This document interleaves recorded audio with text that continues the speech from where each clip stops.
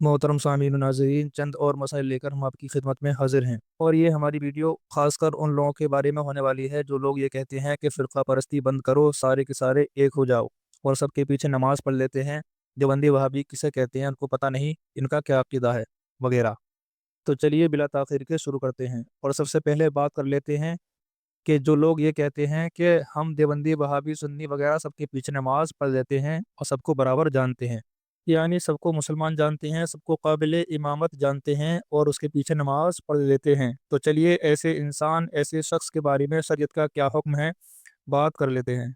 देखिए, ये आपके सामने फतावा शार बुखारी है, जिल्द नंबर 3 सफ़ा नंबर 177। तो सवाल यह है कि जैद का कहना है कि जानबूझकर देवबंदी वहाबी के पीछे नमाज पढ़ने से इस्लाम के दायरे से खारिज हो जाता है और ईमान चला जाता है। बकर का कहना है कि हम देवबंदी और सुन्नी दोनों अकीदे के पीछे नमाज पढ़ेंगे, इससे कोई फ़र्क नहीं पड़ता, और बकर सुन्नी अकीदे की इमामत करता है, लिहाजा इसके बारे में आप सही मसला बताएं, क्योंकि गांव में इख्तलाफ पैदा हो गया है और बरेली अकीदे के आदमियों ने बकर के पीछे नमाज पढ़ने से इनकार कर दिया है और मस्जिद छोड़ दिया है। जैद हक पर है या बकर? हमने मस्जिद छोड़ दिया है क्योंकि इमामत करने वाले ने कहा कि हमारे लिए सब बराबर हैं, क्या हम हक पर हैं? उसका जवाब दें। तो अल्लामा शार बुखारी अलैहि रहमा फरमाते हैं कि देवबंदी शान उलूहियत और रिसालत में गुस्ताखी करने की वजह से काफिर और मुर्तद हैं। उनके पीछे नमाज पढ़ना हराम क़तई। जो किसी देवबंदी को ये अकीदा रखकर कि ये मुसलमान लायक इमामत है, उसके पीछे नमाज पढ़ेगा, तो देवबंदी को मुसलमान जानने की वजह से खुद काफिर और मुर्तद हो जाएगा। इसलिए कि गुस्ताख रसूल का ये हुक्म है कि जो इन गुस्ताखान रसूल के कुफरियात पर मुत्तला होकर, यानी उनके क्या क्या अकायद हैं उनको जानकर उन्हें मुसलमान जाने, वो भी काफिर है। उलमा का मुत्तफ़क़ा फतवा उनके बारे में ये है, मन शक्का फ़ी कुफ्रिही व अज़ाबिही फ़क़द कफ़र, यानी जो उनके कुफ्र व अज़ाब में शक करे वो भी काफिर है। बकर जिसने कहा कि देवबंदी और बरेलवी दोनों अकीदे वालों के पीछे नमाज पढ़ेंगे, इससे कोई फ़र्क नहीं पड़ता, हमारे लिए सब बराबर हैं, उसके पीछे भी नमाज पढ़नी जायज़ नहीं। मुसलमानों काफिर यानी सुन्नियों देवबंदी दोनों को बराबर कहकर ये खुद काफिर हो गया। सब सुन्नी मुसलमानों पर लाजिम है कि हत्तल वसा पूरी कोशिश करें कि बकर को इमामत से अलहदा कर दें, और अगर इसमें कामयाबी ना हो तो अपनी नमाज अलहदा पढ़ें, उसी मस्जिद में अपनी दूसरी जमात करें। लिहाजा मज़कूरा फतवे के मुताबिक मालूम हुआ कि जो लोग ये कहते हैं कि सुन्नी बरेलवी को छोड़ो, हम तो सबको मुसलमान जानते हैं और सबके पीछे नमाज पढ़ लेते हैं, तो ऐसा इंसान खुद काफिर व मुर्तद हो गया। उसकी वजह सिर्फ यही है कि उसने मुसलमान और काफिर को बराबर जाना, और मुसलमान और काफिर को बराबर जानने वाला खुद काफिर है। और चूंकि देवबंदी वहाबी काफिर हैं, और काफिर होने की वजह यह है कि इन्होंने नबी करीम सल्लल्लाहु ताला अलैहि वसल्लम की शान में गुस्ताखी की, अल्लाह रब्बुल इज़्ज़त की शान में गुस्ताखी की, वगैरह वगैरह। इसलिए वो लोग जो इनके इलाके में रहते हैं, यानी देवबंदी वहाबी के इलाके में रहते हैं, तो उनको इनके पीछे नमाज पढ़ने से गुरेज करना चाहिए, बचना चाहिए। अगर नहीं बचेंगे तो अपने ईमान से हाथ धो बैठेंगे। अब यहाँ से बात कर लेते हैं कि क्या देवबंदी और सुन्नी के दरमियान सिर्फ अकायद में इख्तिलाफ है, या फिर मसाइल में भी इख्तिलाफ है, या मसाइल में इत्तिहाद है। तो देखिए, सवाल ये है कि जैद कहता है वहाबी और सुन्नी में सिर्फ अकायद का फ़र्क है, मसाइल और अहादीस में दोनों का ख्याल एक है, अगरचे अमल उनका उसके खिलाफ है। तो इसका जवाब देते हुए अल्लामा शार बुखारी अलैहि रहमा फरमाते हैं, सुबहान अल्लाह, जैद के ईमान का क्या हाल है। अकायद के इख्तिलाफ को शीर मादर की तरह बयान करता है, कहता है कि सिर्फ अकायद का इख्तिलाफ है, गोया जैद के नज़दीक अकायद के इख्तिलाफ की कोई अहमियत नहीं। जैद को बता दीजिए कि अकायद ही मदार कुफ्र ईमान है, यानी अकायद जो हैं कुफ्र ईमान की बुनियाद हैं, अगर अकायद इसके ठीक ना हो तो उसका ईमान कैसा। और अकायद के इख्तिलाफ की वजह से सारे वहाबी देवबंदी काफिर व मुर्तद हैं, और जब वो काफिर व मुर्तद हैं तो उनके बताए हुए मसाइल का क्या एतबार। जैद का ये कहना कि मसाइल अहादीस में दोनों का ख्याल एक है, ये भी जैद ने गलत कहा। या तो उसे वहाबी मज़हब की तफसील नहीं मालूम, या फिर वो वहाबियों की मोहब्बत में उनकी पर्दापोशी कर रहा है। वहाबियों की दो किस्में हैं, गैर मुक़ल्लिद और देवबंदी।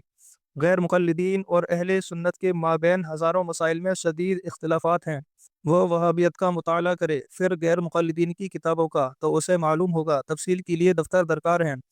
इसी तरह देवबंदियों ने नए अकीदों के साथ साथ सैकड़ों नए नए मसाइल गढ़े हैं। हमारा उनका सैकड़ों फुरूई मसाइल में इख्तिलाफ है। मसलन देवबंदियों के यहाँ कौवा खाना सवाब का काम है, इसका मतलब ये हुआ कि ये इबादत है। ہمارے یہاں حرام و گناہ ہے۔ دیوبندیوں کے یہاں بکرے کا خصیہ کھانا حلال، ہمارے یہاں حرام۔ دیوبندیوں کے یہاں منی آرڈر سے روپیہ بھیجنا حرام، یعنی پوسٹ کے ذریعے، ہمارے یہاں جائز۔ دیوبندیوں کے یہاں اذان کے بعد دعا مانگنا حرام، اور ہمارے یہاں سنت۔ دیوبندیوں کے یہاں السلام علیکہ ایھا النبی جو التحیات میں نماز کے اندر پڑھنا شرک، اور ہمارے یہاں واجب۔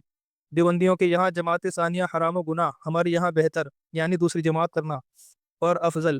دیوبندیوں کے یہاں قربانی کا گوشت جو اللہ تعالیٰ کی طرف سے ضیافت ہے، یعنی مہمانی ہے، اللہ و رسول کے دشمن منکرین کو دینا جائز، ہمارے یہاں حرام، وغیرہ ذالکہ۔ یعنی اس کے علاوہ اور بھی بہت سارے مسائل ہیں جس میں اختلاف ہے، اس کی تفصیل کے لیے سینکڑوں صفحات چاہیے، جس کی مجھے فرصت نہیں۔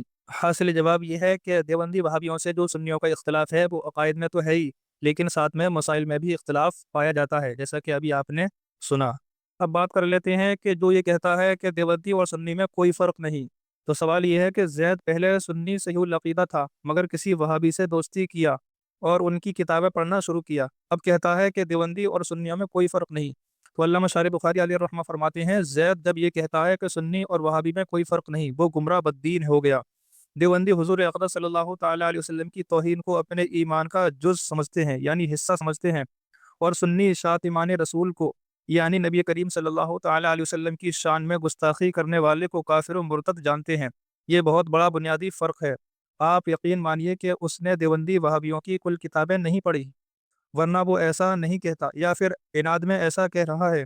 اگر یہ انصاف پسند ہے تو اسے اہل سنت کی بھی کتابیں پڑھنی چاہیے، خصوصاً حسام الحرمین، مصباح الجدید، جال حق وغیرہ۔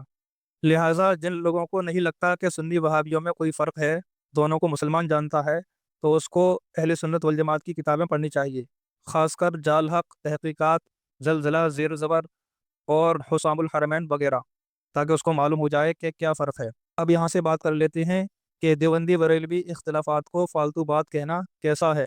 تو دیکھیے، سوال یہ کسی نے کیا ہے کہ مولویوں کی لڑائی ہے، وہابی، نجدی، دیوبندی، اسلامی جماعت مسلمانوں میں پھوٹ پڑ جائے، یہ بہت بری بات ہے، اس کا ثبوت قرآن و حدیث سے تحریر فرمائیں۔ دیوبندی بریلوی فالتو بات ہے، یعنی دیوبندی وہابی کرنا فالتو بات ہے۔ کسی نے سوال کیا ہے، اس کا جواب دیتے ہوئے علامہ شارح بخاری علیہ الرحمہ فرماتے ہیں کہ جس نے جملہ مذکورہ کہا، یعنی دیوبندی وہابی کے اختلافات کو فالتو کہا، وہ صلح کلی اور اسلام سے خارج ہے۔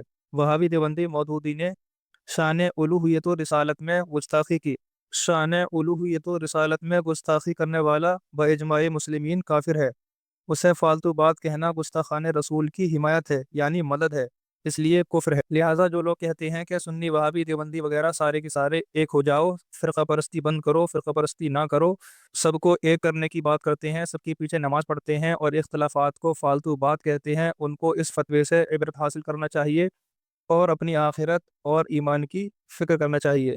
اب یہاں سے بات کر لیتے ہیں کہ سنی وہابی جھگڑے کو چھوڑو کہنے والی پر شرعاً کیا حکم ہے، اور دیوبندی وہابی کو مسلمان بھائی کہنا کیسا ہے اور اس پر شرعاً کیا حکم ہے۔ چلیے شروع کرتے ہیں۔ تو دیکھیے، علامہ شارح بخاری علیہ الرحمہ سے سوال کیا گیا کہ ایک صاحب چیئرمینی کو اٹھے، پروپیگنڈا کنونشن پورا کیا کہ سنی وہابی کے جھگڑے کو چھوڑو، مل جل کر ترقی کرو۔ ان کے کارندوں نے گھروں پر جا کر لوگوں سے یہ کہا کہ مسلمان بھائی کو ووٹ دو، خدا کے واسطے، اللہ کے واسطے، اور غیر مقلدوں و دیوبندیوں سے بھی یہی کہا۔ ان صاحب پر کیا ہے اور بیعت پر کیا اثر پڑا؟ تو علامہ شارح بخاری علیہ الرحمہ فرماتے ہیں کہ یہ کہنا کہ سنی وہابی جھگڑے کو چھوڑو بہت سخت جملہ ہے، اس سے توبہ لازم ہے، اور اس جملے میں کوئی قباحت نہیں کہ مسلمان بھائی کو ووٹ دو، لیکن اگر وہابی دیوبندی سے یہ کہا اے مسلمان بھائی کو ووٹ دو، ضرور اس پر توبہ اور تجدید ایمان، اور بیوی والا ہے تو تجدید نکاح بھی لازم ہے، کہ وہابی باجماع اہل سنت والجماعت کافر و مرتد خارج از ایمان، انہیں مسلمان کہنے میں خود اپنے ایمان سے ہاتھ دھونا ہے۔ علماء کرام نے تصریح فرمائی ہے کہ من شکا فی کفرہ و عذابہ فقط کفر، یعنی جس نے کسی کافر کے عذاب اور کفر میں شک کیا وہ خود کافر ہے، اور دیوبندی وہابی و اجماع مسلمین اپنے کفری عقائد کی بنا پر کافر و مرتد ہیں۔ اب یہاں سے بات کر لیتے ہیں کہ کون سے دیوبندی کافر ہیں اور کون سے کافر نہیں ہیں۔ دیکھیے، سوال تو کافی بڑا ہے، میں اسکرین شاٹ لگا دوں گا، آپ خود پڑھ لینا، لیکن میں اس کے جواب کی طرف چلتا ہوں۔ تو دیکھیے، علامہ شارح بخاری علیہ الرحمہ فرماتے ہیں، دیوبندی ان لوگوں کو کہتے ہیں جو علماء دیوبند مولانا رشید احمد گنگوہی، مولانا قاسم نانوتوی، مولانا خلیل احمد امبیٹھی، مولانا اشرف علی تھانوی وغیرہ کو اپنا بزرگ اور پیشوا مانتے ہیں۔ آدمی उसी को अपना बुजुर्ग और पेशवा मानता है जिसके अकीदे पर होता है। इन उलमाए देवबंद ने अपनी किताबों में हुजूर अक़दस सल्लल्लाहु ताला अलैहि वसल्लम की शान अक़दस में खुली हुई गुस्ताखियाँ की हैं, जिसकी कदर तफसील आज से 60 साल पहले जलालतुल इल्म हाफिज़ मिल्लत क़ुद्दसा सिर्रुहुल अज़ीज़ ने अपनी मशहूर किताब अल मिस्बाहुल जदीद में तहरीर फरमा दी है।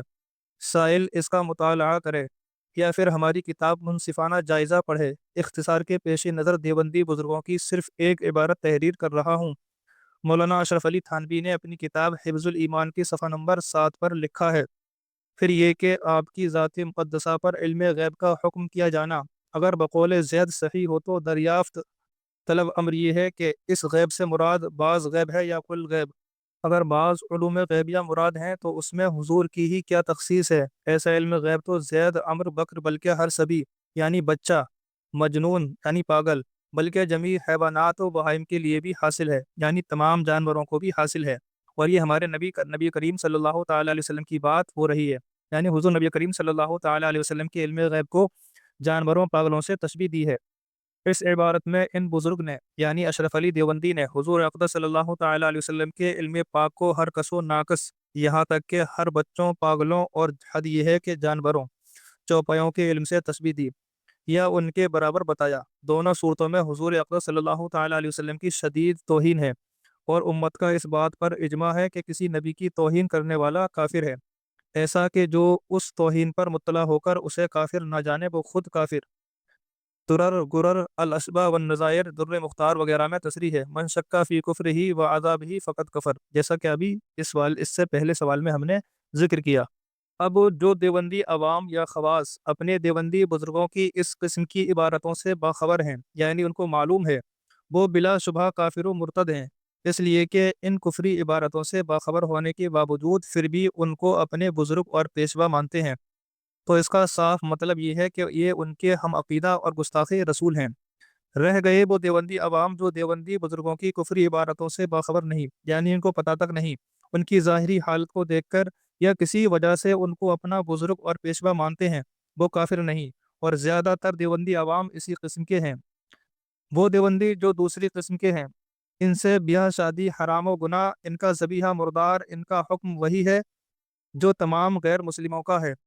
रह गए वो देवबंदी जो देवबंदी बुजुर्गों की कुफरी इबारतों पर मुत्तला नहीं, यानी उनको खबर नहीं।